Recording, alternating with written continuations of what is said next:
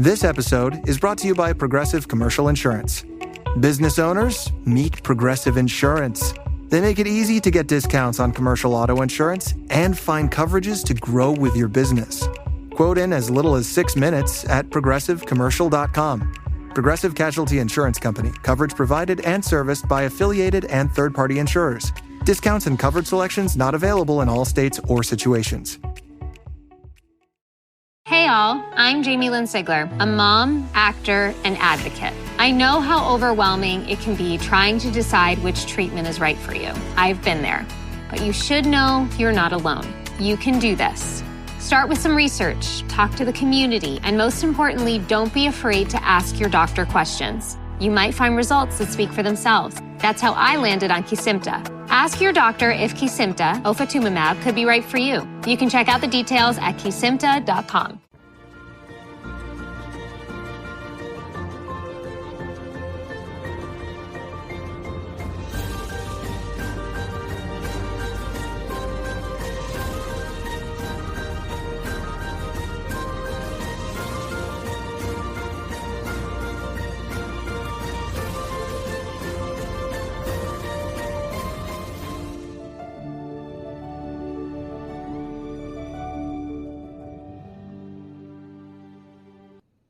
What is going on, everyone? Welcome to Party on Broad. Heading into week 4, Eagles training camp and preseason. We're talking top takeaways, reaction, and really looking ahead to the last preseason game for the Birds. Joining us, Ryan Reese at Philly Sports PSA. What's up, Ryan? Not much. Ready for the preseason to be over.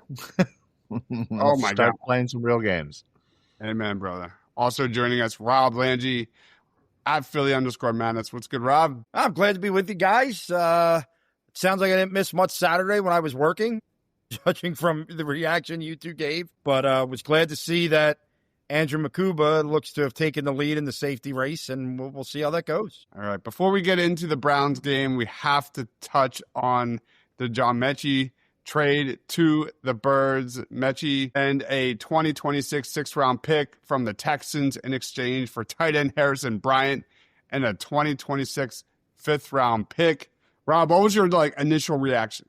My initial reaction was, I'm not against it by any stretch of the imagination, but it's like, okay, this was not the position I expected them to be making a move in this close to the season. You know, all things that you've heard is that Dotson's been decent enough in that third role. And then we've been talking about the Johnny Wilson and Nia Smith, Cooper, who's coming up for that 5th wide, and lo and behold, that Howie strikes. And look, this is a low risk, high reward move, right?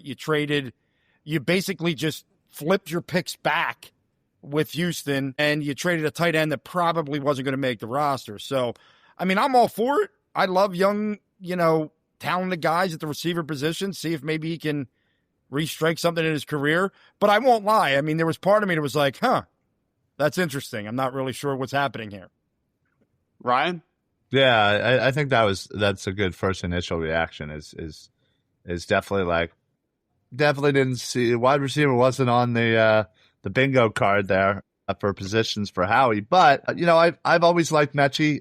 He had certainly a rough start to his career, obviously with an illness taking out his first, year and kind of some other things, emerging wide receivers and, just I think his time was over in Houston, and he gets a fresh start. He gets to, be around some familiar Bama faces here in Philly. And as Rob said, for a guy that we weren't keeping anyway. So we give up a late round, one pick, 1 round. I'm perfectly fine with this. And if he, can revitalize his career, awesome. And if not, it didn't cost us anything. Now, obviously, there's some other positions that we need to still talk about, but now that we have Metchie and I think the question now is who is going to be that 6th wide receiver? Should we keep one? Yeah, that is a great question. Who is kind of on the out? Is Howie looking to move John Dotson in another trade? Maybe he's got something else lined up. This could be a precursor. But Darius Cooper, Johnny Wilson, Nia Smith, can they keep 6 wide receivers? Probably 7. Unheard of. I don't know, man. But I like.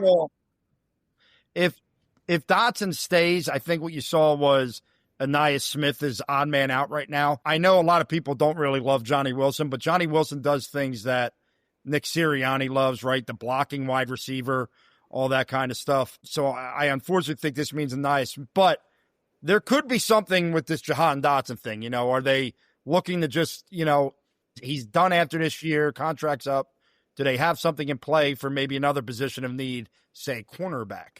You never know. Yeah, I like the move. I find it funny how he puts he just doubles down on teammates throughout, you know, his tenure here, at least recently. You look at Smitty and Calcaterra. These are guys that played with Jalen Hurts in college. All the Georgia boys, Shipley and Trot Jr. playing together at Clemson. Ty Robinson and Cam Jurgens playing at Nebraska.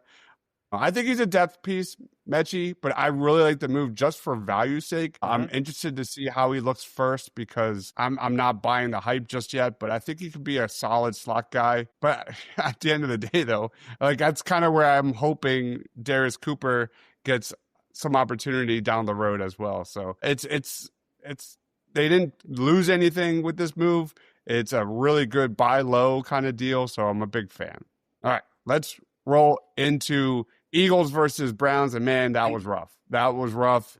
I was on the post-game show with Eric, and whew, that was one hell of a game to get through. Let's talk winners and losers. Leading with winners, Drew Mukuba. Mukuba took the ball from the Browns twice.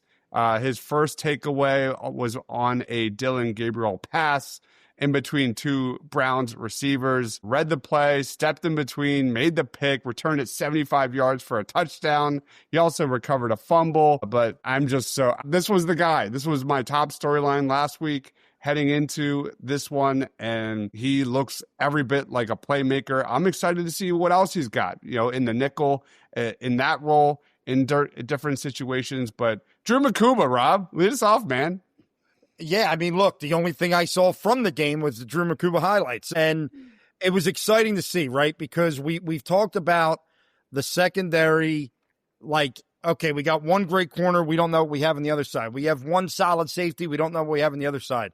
To shore up that safety position, if they can do it with Andrew Mukuba, that just fills in one of those holes that we really wanted to see filled in. And it makes me at least a little bit more okay that we still haven't figured out that second corner. Obviously, you want to figure that out soon, but 3/4 of your defensive backfield now looks like maybe we're setting that up now, which is a positive thing to take out of this. And in what sounds like an otherwise horrible game to watch, which, by the way, I flipped in right at the very beginning and saw that Tanner McKee wasn't playing and was just like, I'm not watching this slop without Tanner McKee, the legend Tanner McKee. But, you know, I think that's great. And, I mean, listen, I'm sure Mukuba's going to get some snaps in this third preseason game as a rookie, and I hope he just continues to grow. And I think Ryan said it last week, you know, you're going to have to take the good with the bad with a young player like this, but I'd much rather get him rolling right off the bat than having to wait. All right.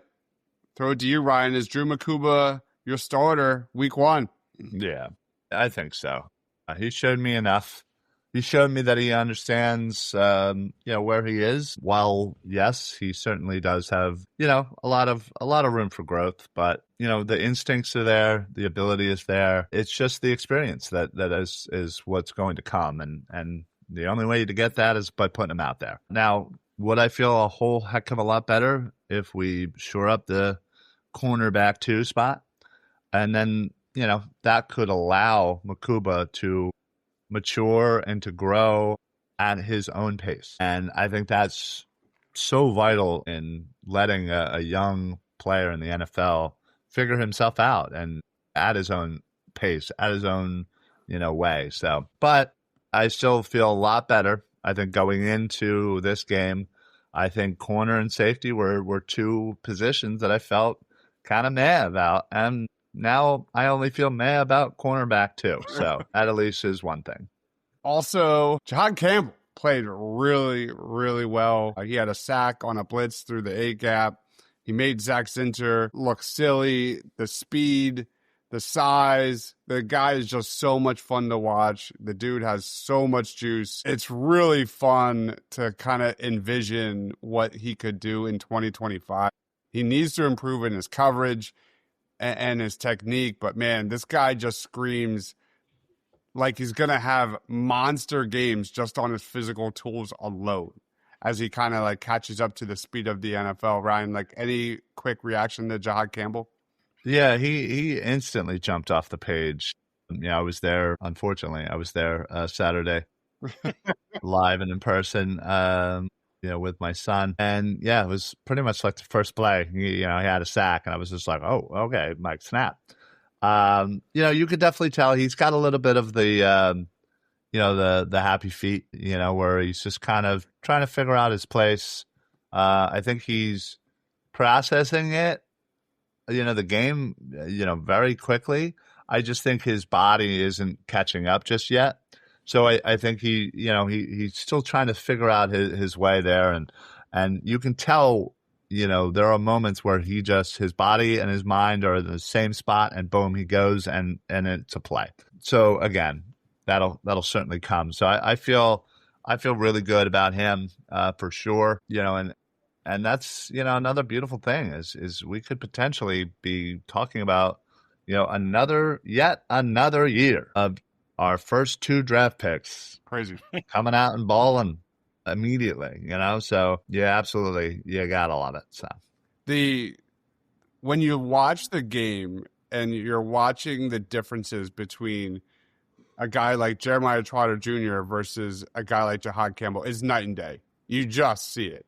Whereas, Trot Jr., love him, love the dude, but just a completely different tool set when it comes to Jahad Campbell, who you don't see guys that size move like that. And Trot Jr., phenomenal instincts, knows where to be, but let's be real, like he's mostly reactive some of the times, most of the times. Whereas Jahad Campbell, he's going to have some monster games. I don't know if Jahad Campbell's going to start week 1, but he's going to play a lot. And I have a feeling that we're going to see him get really ramped up and could be similar to something we saw with Jalix Hunt, something similar to we saw with Nolan Smith, where this guy gets unleashed during the second half of the season.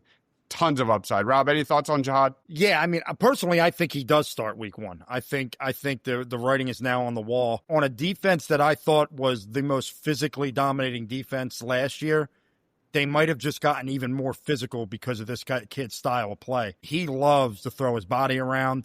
I don't think he's here to be the best coverage linebacker in the world, right? He's here to wreak havoc in the run game, to come downhill, to be able to send on those blitzes. I think I was reading something where at one point they moved, I forget how they did it. They moved Jalen Carter out, and they had him rush on the outside, and they had another guy kind of do like a fake, and then that was the one, and Jahad Campbell just comes flying up the middle. That's this guy's physical presence is, I'm going to say it again. I think the defense is going to be better this year.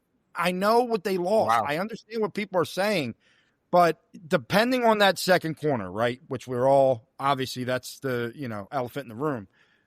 Every other position, I just think that they're younger, they're quicker, they're more physical, and they pride themselves, like the old Eagles defenses, on being the stronger, more powerful dudes on the field. Well said. Another winner, Azeez Ojulari, I guess. I mean, is a guy that really has shown you absolutely nothing. It was good to see him get a sack, get a couple pressures. He was the highest paid outside acquisition during the offseason, so really good to see him.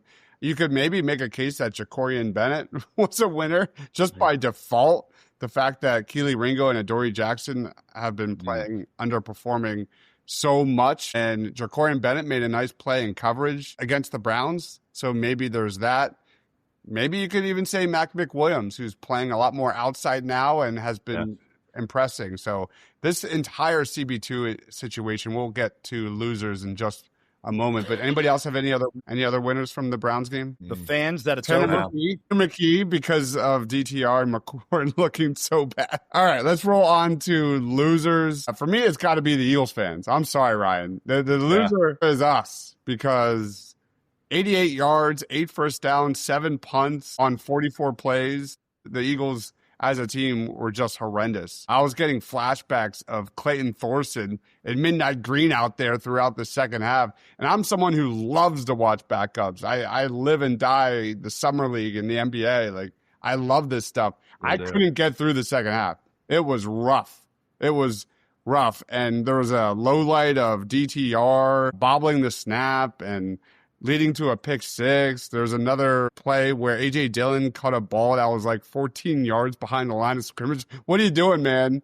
That was so dumb. Vic Fangio's defense was less than inspiring. The coverages by the defensive backs was too soft, leading to Dylan Gabriel picking them apart with short passes all game long on offense. They were clearly trying to run the football, but the overall performance from the O-line and the quarterbacks was so downright bad that it gave the exciting part of our roster, the wide receiver depth, zero opportunity to make plays. It was just hideous football from top to bottom.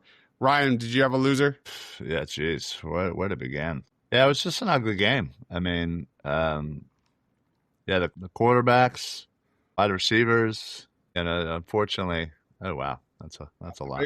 I've never seen a comment where it literally cuts off. Yeah, now we know there is a limit, folks. Yeah, that's a first.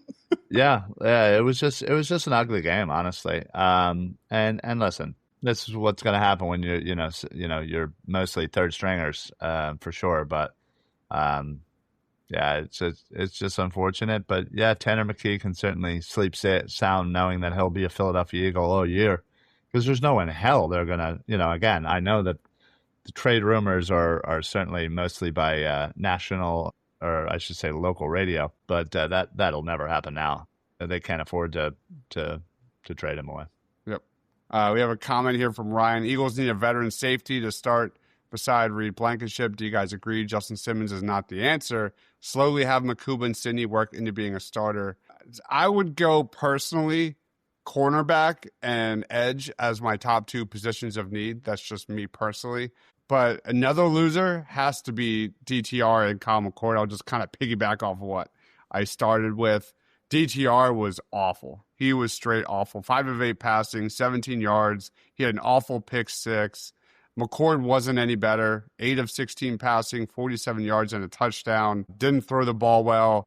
And like I said, you can make an argument that Tanner McKee was the biggest winner because there's such a gap between these guys, and Tanner McKee is not going anywhere. He is going to be a vital part for the Philadelphia Eagles. Daniel chimes in, underrated winners Darius Cooper and Kyle Granson.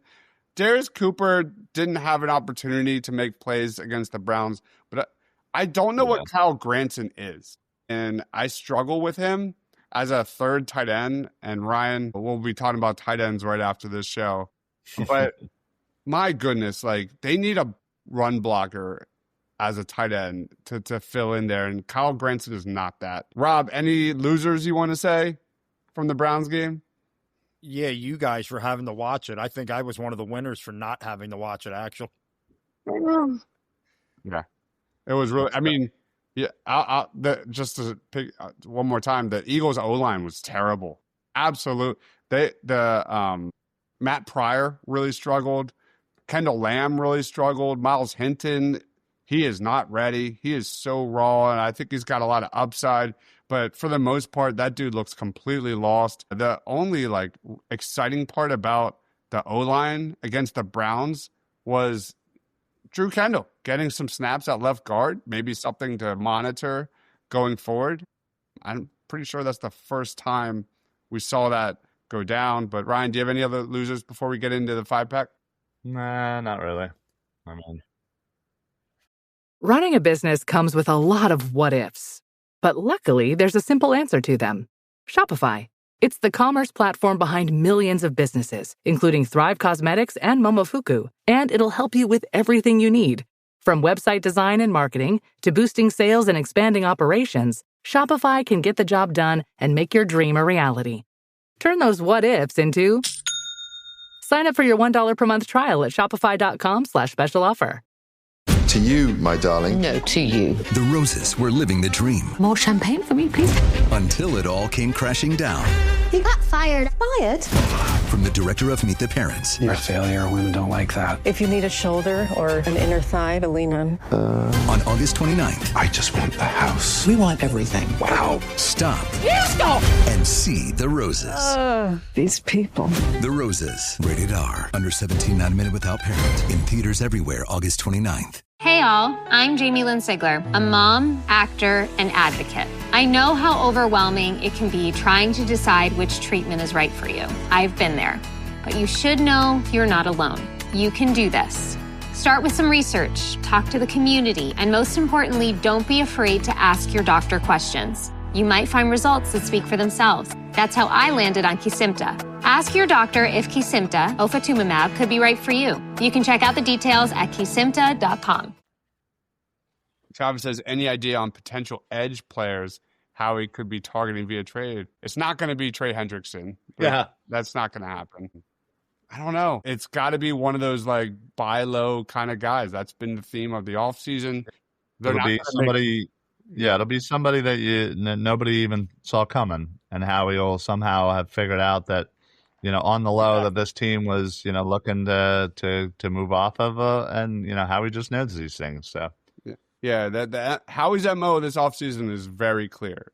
Stacking the deck for upcoming contracts in the near future. And that's what we have seen with the additions this offseason. Daniel says Darius Cooper was a winner because he literally didn't play against the Browns. He did play. I think he played like 30-some snaps. And that's how that's a dead giveaway of how impactful the wide receiver room was. Adoree Jackson, Keely Ringo are both losers. Agreed. Jackson just didn't challenge anyone. They were playing so soft, and it was really difficult to watch. I think Jackson is almost a guy that could get cut from this roster, and Keely Ringo is not ready. I still think there's some chance he could be a guy down the road, but like I said, Jacorian Bennett, I think, has to be your guy at CB2 right now, with Mac McWilliams getting an opportunity in the near future. At this point, I wouldn't be shocked if Howie's looking to make another move. Wow, that ball is jacked. Who just hit that? Is that Harper? Wow, Harper just crushed one. Nice. Oh, man. Upper deck homer for Harper here. Is Wawa reheating up his Wawa pizza? I'm sure that's exactly what he's doing. Any other final? Ken Jackson? This is pure What'd you get, Rob? perfection. This is Loaded Tots Pizza. Loaded Tots. That's Loaded Tot Pizza? From I feel like I got heartburn just listening to that. 100%. I just felt it right here. Felt it right here. Oh, my God. Wow. Guys, Jesus, Rob. Holy hell, guys. Wow. That bite was exquisite. Exquisite. Yeah, I could feel my arteries clogging just thinking about it. No. This is from one of my local pizza spots. Local pizza spots. What is, I assume it's obviously filled with tater tots that are covered in cheese, bacon. Well, what I did was I kept the tater tots, cheese, and some mild hot sauce, like wing sauce. Okay. And then it's got the shredded mozzarella on it. It's unbelievable. It's unbelievable. It's just unbelievable. There you go. He meant Bennett. Can Bennett tackle? He's not a good tackler. No. Not a good tackler. No. Yeah. I think he's the best of the situation you're in. All right. Any other thoughts on the Browns game before we get to Eagles 5-pack? 5-pack. No, I'm sorry. Go ahead, Rob. I said, let's get to 5-pack, baby. I was just going to say, I look forward to the future Rob, cooking show that coming to a podcast near you. Eating show. Eating show. Sorry, my bad. You're right. Get it right. Should not have assumed. All right, Ryan, you're first up, man. There we go. Let's get in the 5-pack. I'm gonna have to make like a little intro for this segment. You really should. Just like a cheesy, like a little. Exactly. I love it. Like not like 5-second little soundbite. I need like someone to do like a voiceover. And now, Eagles 5-pack sponsored by. All right, let's roll into Ryan's 5-pack for tonight. Ryan, rank these Eagles positions of need 1 through 5 without knowing the next one. Oh, boy. Now that we're post 2 preseason games here, edge rusher. I'll say 2. Okay. Tight end. That's a tough one for I feel like Ryan. that's always high on my list. So I'll say a 3 there. Okay. Got 1, 4, and You 5. wanted to say left. 1 so bad. I know, but I can't, obviously. Cornerback. Yeah, that's number 1. Number 1. Easy number 1. You got 4 and 5 left. Defensive tackle. I feel like I can't really lose this one either way, so I'll say 4 just in case you say something weird. All right, so your least important position is safety. That's fascinating, given where we were like a month ago. Yeah, it is fascinating. But like I said, I feel a whole lot better. Mukuba's, healthy. He was out there. He was balling out. And listen, while I may have constantly wanted better than Reed Blankenship, he has slowly but surely kind of worked his way into my hearts, and he's very capable safety. All right, Rob, you're up, man. All righty. Rank these Eagles players 1 through 5 in terms of most likely to be CB2 in week 1. Boy, Tough one. that is a tough one. Keely Ringo. Putting Keely at 4. I think he's Wow. Yeah. Ow. Man, he is I falling think- like a rock. I think Keely, from things I've read from reporters who were like heavy on the Keely train, and they're just like, everyone's abandoning it. He's just not at all doing what he needs to do, I think, right now. All right. Adoree Jackson. I'll put Adoree Jackson at 2 right now. Wow. And the only Okay. reason I'm going to put him that high is because I don't know if they're going to make another move. Like, they traded for Jacorian Bennett. Like, we could all want them to trade for another corner, but I don't know if that's in Howie's move. He's already technically made a move for a corner. All right. Jacorian Bennett. I'm going to give him the number 1. I think Deibs, you said it the right way. I think Jacorian Bennett became a winner by default on Saturday. And I think right now he's the leader in the clubhouse. Like I said, it could still go to Adoree because of the veteran and all that kind of stuff. But I think Jacorian Bennett is right now going to be your starter at that CB. Okay. Mac McWilliams. Listen, there's a lot of good talk about Mac McWilliams, but I would be astonished if Mac McWilliams is your starter. I have no idea who the hell else is going to be on this list. But I'll still put Mac McWilliams just because I don't think he's ready to do it down at 5. All right. Which one are we missing? I already lost track. A guy not on the roster. That's literally, so that's the next one. Player not on. Yeah, number 3. And I'll put that Number at 3. And that's why I left that open, because if that's the one, I put that at 3, because if Howie makes a move, and he would start. But so I like that list. We're not talking about. Get the crap out of here, Pumper. All right, Ryan, you're up. Ready? All right, let's do this. All right. What's up, Krabby? All right. Hey. Ryan, rank these Philadelphia icons 1 through 5 without knowing the next one. Philly icons. Okay. All right. Julius Irving. Love me some Dr. J, but man, I have zero idea of where you are going to go with this. So I will play it safe, and I'll say number 3. All right. Allen Iverson. It has to be number 2. 2 and 3 are off the board. Chase Utley. Ooh, That's painful. that is painful. I'd have him probably number 3, but I'll say number 4. All right, so you got 1 and 5 left. Yeah, Brian Dawkins. number 1. Brian Westbrook. Number 5. All right. That played out perfectly outside of the pretty Utley well. Yeah. The Utley and Dr. J could have been flip flop, but again, also I'm not old enough to kind of really appreciate what Dr. J meant for this great city. point. So, but yeah, I'm pretty good with that list, honestly. Yeah, I'm glad the way that played out. All right, Rob, you're up. Ready? Yep. Rank these Philadelphia icons 1 through 5 without knowing the next one. Jalen Hurts. Oh my God. Why he gets the stars of the past? I gotta go. You stuck. No, because I just have a feeling you're gonna put somebody else that I'm gonna want to put at that spot. So I will give Jalen 2. Okay. Bryce Harper. The man just hit a home run. I love my dude. I love my dude Bryce.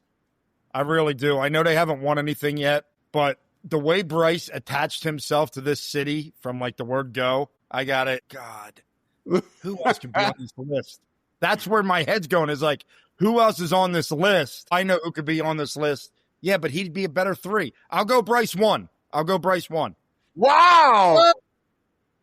Bryce Okay. 1. All right. I love who Bryce Harper is to Philadelphia. I feel like that's disrespectful to Hurts. There's a whole thing All that right. goes into being an icon. Championships. Yeah. I kind of right there with Ryan. I could see the argument. I'm not against it. All right. 1 and 2 are off the board. Jason Kelsey. You done messed up, AA Ron. I need a bite of pizza after that. Eating with Rob coming soon. I done really messed up on this one. Because I'm going to have to – what's going to happen here is I'm going to have to put people 4 and 5 that don't belong at 4 and 5. You're right. But I'm also at a point where there's only 5 names, so someone has to go there. So Kelsey's got to go. I hope he played – I hope Deibs played this right. Yeah. And held some studs here at these last 2. We'll see. All right, so where are you putting Kelsey? I'll put a 3. I'll put Kelsey all at right, 3. so we got 4 and 5 left. Charles Barkley. I like Charles. I think Charles is hysterical. But in terms of ranking them as Philly icons, I feel like whoever you still have remaining is going to be someone I'd rather have as a Philly icon than Charles. So I'll put Charles at 5 in that sense. Okay. Krabby says, geezers like me remember Dr. J, an artist and badass on the court. I love it. Was he a fine gentleman off the court, though? Was he? I don't know. Or was he a huge womanizer? Because that's what I've heard. Hey, you say that like that's a negative thing. Well, he was married. All right, Rob, your last one, Lane Johnson. I'm glad I put Charles at 5. Let's just put it that way. I'm glad I put Charles at 5. I will put Lane at 4. Look, somebody was going to get upset at this one. Somebody was going to get upset. I was really hoping you were going to say somebody like Nick Foles. Which I would have been fine putting Nick Foles at 4. What? Man, you. All right, let's wrap this up, guys. Thank you, everyone, for watching, for commenting. Ryan, final thoughts? Yeah, listen, I'm preseason. I'm ready for it to be over. Let's get this done. Let's start cutting some sons of bitches, and let Howie do his magic. Let Howie pick people up off the trash heap that other dumb GMs are going to let us have, and I still feel like there's a Howie fleece still left for this offseason. So let Howie do his magic. We'll be fine. No worries. I'm very confident here. That's a falsity, Krabby. That might be the falsest statement ever stated on this show. True. That's falser. That's more false than me saying Devin White was going to be good. Yeah, that's definitely falser. Yeah. We're more false. This comment is spot on. If I never have to see DTR or Kyle play quarterback again, it would be cool. I'm already dreading the 3rd preseason game. Yeah. I'm legit dreading it. It's going to be I'm definitely not watching it. I don't know if I can get through 4 quarters of that because that was rough. And my final thought is just punt the NFL preseason. What are we doing here? I'm so done with it. Punt it to the moon. Rob, final thoughts? Yeah, I don't really care about this next game. I am ready for week 1. I'm ready for Thursday Night Football against the Dallas Cowboys. I'm ready to see a banner drop. And, yeah, man, let's get rolling. Go ahead. Just one more thing. I just want to say a shout out to my son who turned 9 today.